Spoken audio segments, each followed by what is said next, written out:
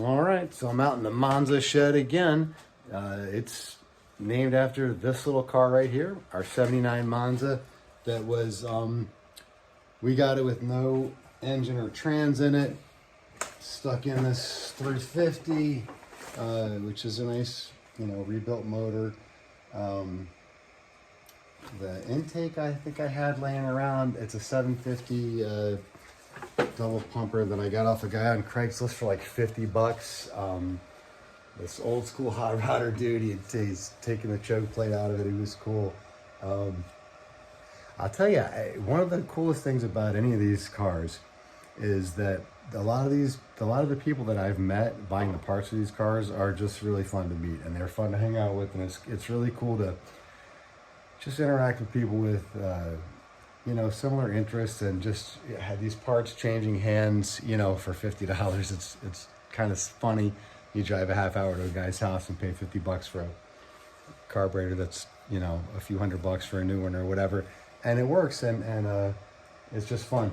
And so anyway, this is the side of the car. Let's see how we can, I'm not sure how I can show this very easily in this kind of setup, but it's not much to see there. See what it looks like inside. It's a nice car. I mean, it's got a couple big holes in the floor down here.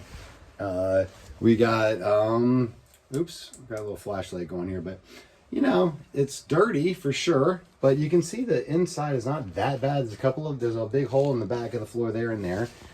It's got a cage in it, obviously.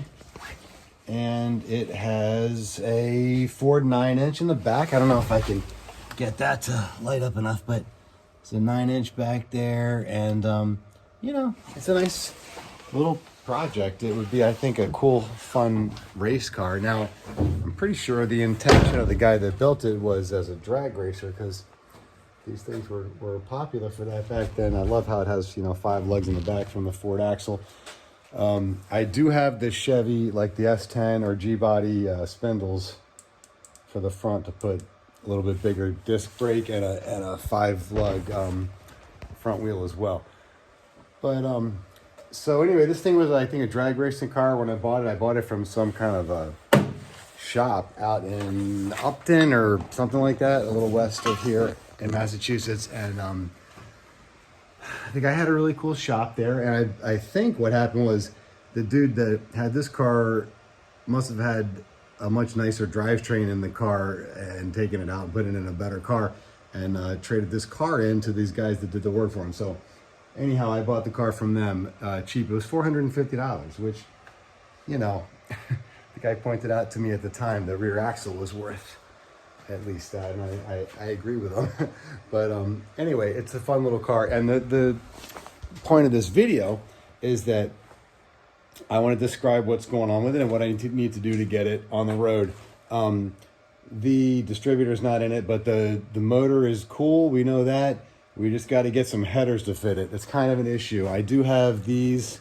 They are the, they're hooker long tube headers. They're actually like tuned length and all that, but they are a 1.5-inch primary and a 2.5-inch collector. And I have never used a header that small on anything. I'm certainly not going to put one that small in here. So I think that I can get like a normal Nova header to fit this side on it. It's pretty tight with the starter, but I do have a smaller starter. I have a little, mini starter for that.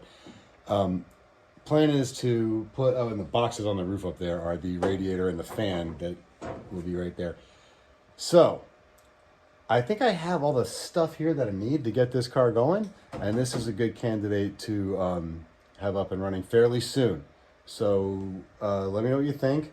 I'm thinking as soon as I get the van out of here, I do have an even easier job to do on my little S10, and then the Monza will be next, so it'll be like the first one of these real basket cases that I'm going to bring back to life. And I hope you guys will check it out, man.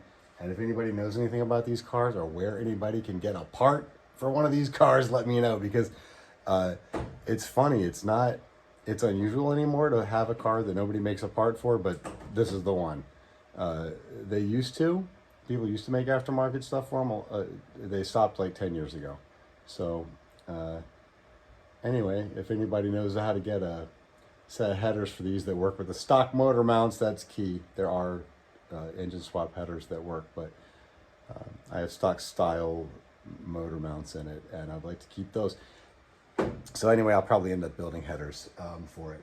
But this is going to be a cool car. And I'm going to say before the new year, this thing should be out there doing burnouts and whatever kind of precipitation is on the ground.